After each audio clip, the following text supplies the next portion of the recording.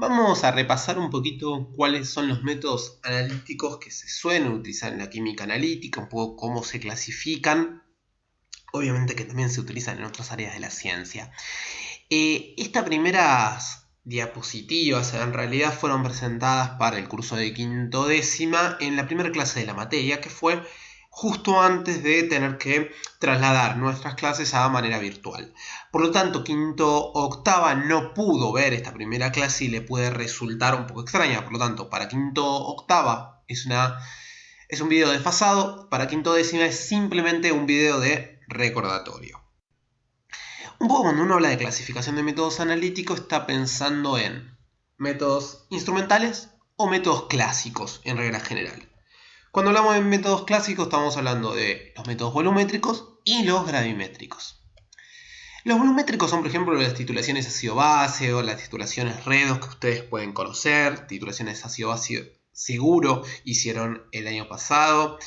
Titulaciones redox van a ver este año un poquito conmigo, van a repasar un poco, van a estar viéndolo en química analítica y si no, el año que viene en materias como química analítica también o como tecnología de los alimentos pueden hacer alguna de estas titulaciones. Métodos gravimétricos seguramente los conocen, hemos repasado un poquito y además van a hacerlos el año que viene esas dos materias de puro análisis químico en laboratorio. Los métodos gravimétricos, por ejemplo, donde uno lo que hace es pesar, gravimetría es pesar algo, por lo tanto la determinación de humedad es peso algo, elimino el contenido de humedad y luego vuelvo a pesar mi materia sin humedad y por lo tanto de esa manera puedo saber cuál es la humedad que tenía mi producto. La determinación de cenizas, donde elimino toda la materia orgánica de mi muestra para que me quede solamente la inorgánica y por peso inicial y final post eliminación de materia orgánica sé cuál es la materia inorgánica. Eso es la idea de gravimetría. Los métodos instrumentales a su vez se pueden definir en métodos electroquímicos, métodos espectrométricos y métodos cromatográficos.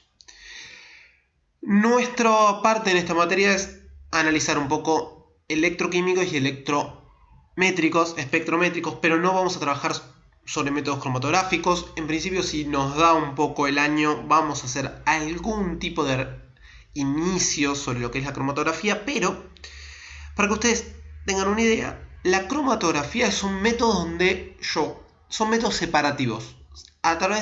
Tengo mi muestra y logro separar los componentes o algún componente que a mí me interesa de la muestra. El tema es que yo luego tengo que detectar esos compuestos que yo separé por técnica cromatográfica. Y cuando estamos pensando en los detectores, cómo detecto, me tengo que ir a técnicas espectrométricas o electroquímicas. Entonces no tiene ningún sentido ver cromatografía si ustedes no tienen, aunque sea de manera inicial, una idea de los otros dos métodos. Los métodos espectrométricos luego además se dividen en métodos espectroscópicos, no espectroscópicos. Los métodos no espectroscópicos se podría además describir adentro de estos la espectroscopía de masa, pero es un tema tan fuerte y tan importante que directamente lo pongo en una tercera vía. Los métodos no espectroscópicos no los vamos a ver en la materia, ya que en físico-química de cuarto año pudieron tratar un poco de polarimetría, o sea, donde utiliza la polarización de la luz, métodos que utilizan la dispersión de la luz como la turbidimetría o el análisis del índice de refracción, lo que llamamos refractometría, ya lo vieron un poco. Igualmente, ustedes saben que en lo que fue el repaso de un poco la interacción de la materia y la radiación electromagnética, en el caso de los que ya lo vieron, estuvimos hablando un poco de estos temas y además el siguiente año en tecnología de los alimentos seguro van a hacer algunos ensayos utilizando estas técnicas. Por lo tanto, nosotros ahora nos vamos a simplemente detener un rato para dividir la electroquímica y los métodos espectroscópicos. Cuando hablamos de métodos electroquímicos, estamos pensando que son métodos que se basan en la medición o en la utilización a veces de alguna magnitud eléctrica. Esta puede ser la intensidad de corriente, ¿sí? La intensidad de corriente es la cantidad de carga eléctrica que me pasa por unidad de tiempo.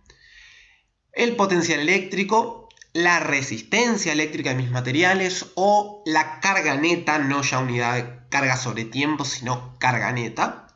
Y cualquiera de los métodos que utilizan alguna de estas magnitudes son llamados métodos electroquímicos. Pero los vamos a dividir en dos. Métodos interfaciales y métodos en el seno de la disolución. Los interfaciales son aquellos donde la medición se basa solamente en ver qué ocurre y medir lo que está pasando en la interfase, en lo que llamamos electrodos, que ya iremos viendo qué son, y la solución.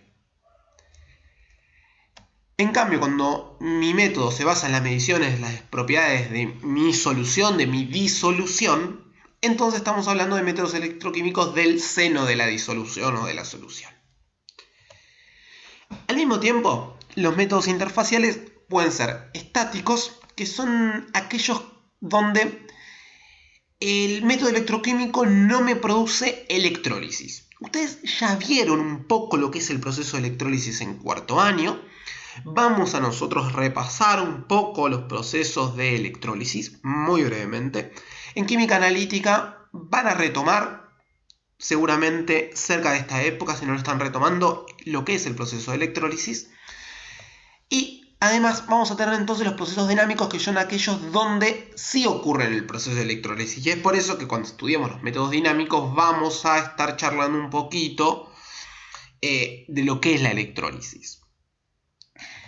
Los procesos estáticos mayormente se conocen como los métodos potenciométricos. Los métodos potenciométricos lo que hacen es, se mide el potencial eléctrico que tengo en mi solución, pero no hay ningún tipo de intensidad de corriente eléctrica neta, verdadera. Esos son los llamados métodos potenciométricos y se dividen en potenciometría que llamamos directa o titulaciones potenciométricas. A partir de ahora, las titulaciones son las que ustedes conocen, como podría ser una titulación ácido-base, pero nada más que utilizamos otros principios. En este caso utilizamos los principios de la potenciometría para realizar nuestra titulación. De hecho, muchas veces las titulaciones son intercambiables entre sí. Yo tengo que ver por qué elijo una u otra, pero las diferentes titulaciones yo podría tranquilamente utilizar una u otra, pero siempre me conviene utilizar alguna más que otra. Dentro de los métodos dinámicos vamos a tener la voltoamperometría, la electrogravimetría y la columbimetría.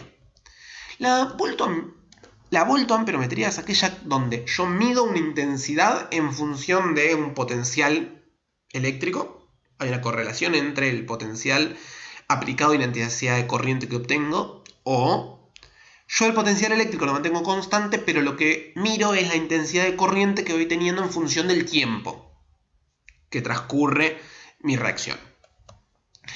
La electrogravimetría, lo que yo hago es, mido en realidad, lo que aplico es una corriente eléctrica durante un tiempo, de tal manera de asegurarme, y esta es la clave, me tengo que asegurar que yo produzco una reacción completa. Si ustedes recuerdan levemente un poquito los procesos de electrólisis que vieron el año pasado, ustedes pueden recordar que si yo tengo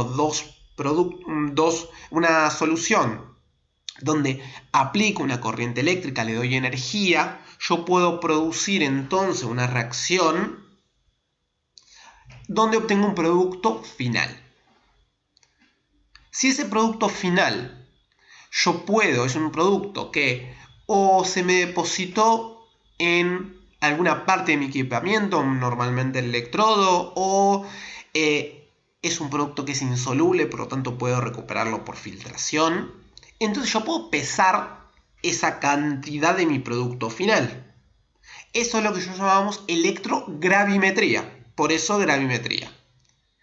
Sin embargo, cuando yo aplico una intensidad de corriente durante un tiempo determinado para producir una reacción completa, pero finalmente esa reacción completa me genera un producto de reacción que yo no puedo medir la masa.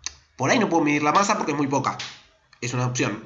Otra opción es que sea un producto soluble, cómo mido la masa de un producto que lo sigo teniendo en solución. Bueno, en ese caso no mido por peso, por gravimetría la masa, sino que lo que hago es mido la cantidad de carga que yo le tuve que aplicar para producir la reacción. Y como yo puedo luego, por ecuaciones matemáticas, tener una correlación entre la cantidad de carga que apliqué y la masa que me reaccionó de toda la reacción, entonces yo puedo tener información respecto a mi producto de reacción y también de mis reactivos. Eso es lo que llamamos métodos columbimétricos. Los métodos voltoamperométricos a su vez también se pueden dividir en métodos directos o las titulaciones que no se llaman voltoamperométricas, sino se llaman titulaciones amperométricas. Si pensamos ahora en los otros métodos electroquímicos, los que se basan en la medición en las propiedades de la disolución, no hay una subclasificación porque estos métodos son los llamados métodos conductimétricos. La conductimetría. Al mismo tiempo, la conductimetría también se puede dividir en conductimetría directa o titulaciones conductimétricas. La conductimetría se basa en medir la resistencia eléctrica que tiene mi material, y mi material en este caso estamos hablando del seno de una disolución, así que va a ser una disolución. Entonces yo mido la resistencia de esa disolución cuando aplico una diferencia de potencial. Nosotros vamos a estar trabajando en la materia y a partir de ahora con potenciometría y con conductimetría. Vamos a arrancar con conductimetría y luego vamos a seguir con potenciometría. Simplemente a método de recordatorio, porque de vuelta esto tengan en cuenta que es la primera clase de la materia, pero quinto octava no pudo verla y para quinto décima es un repaso, por lo tanto ya nosotros trabajamos con métodos espectroscópicos. Estos son los métodos que se basan en la interacción que tiene la materia con la radiación electromagnética. A esta altura espero ya lo sepan. Los métodos espectroscópicos, como fuimos charlando, se pueden dividir según si esa radiación electromagnética tiene algún tipo de interacción con átomos o con moléculas en espectroscopía atómica o molecular. A su vez, la espectroscopía atómica se puede dividir en absorción atómica, que es cuando mi método se basa en la absorción de radiación electromagnética, o de emisión atómica, cuando mi método se basa en la medición de la radiación electromagnética que mi materia, mi muestra, emite.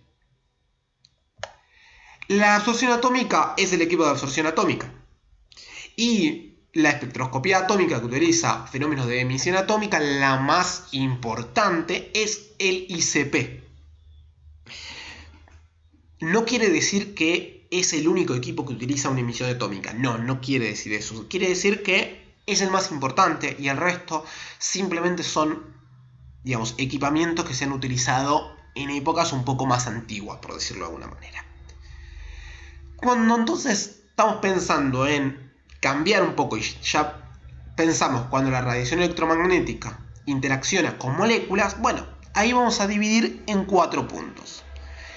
En la espectroscopía UV visible, en la espectroscopía de fluorescencia, la infrarroja y la resonancia magnética.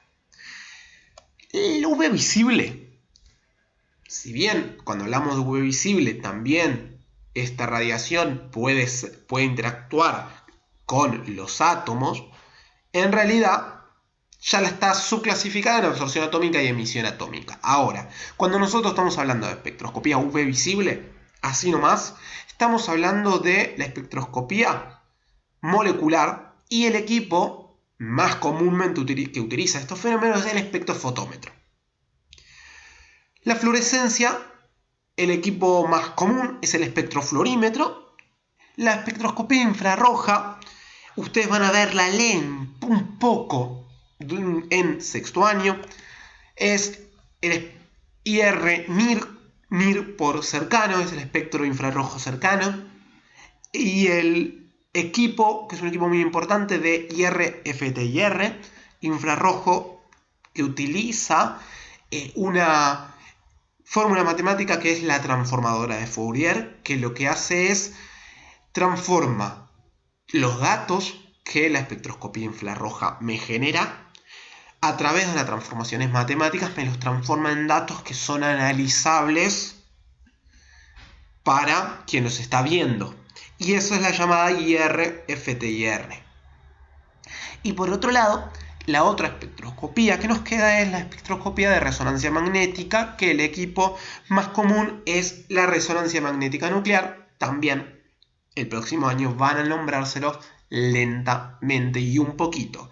Luego, obviamente, todos estos equipos, para quienes sigan carreras relacionadas a las ciencias químicas, algo a las ciencias bioquímicas y también análisis como tecnología de los alimentos o alguna otra carrera, van a verlos por ahí un poquito más específicamente y de mejor manera en la facultad. En la carrera de técnico químico los vemos un poco.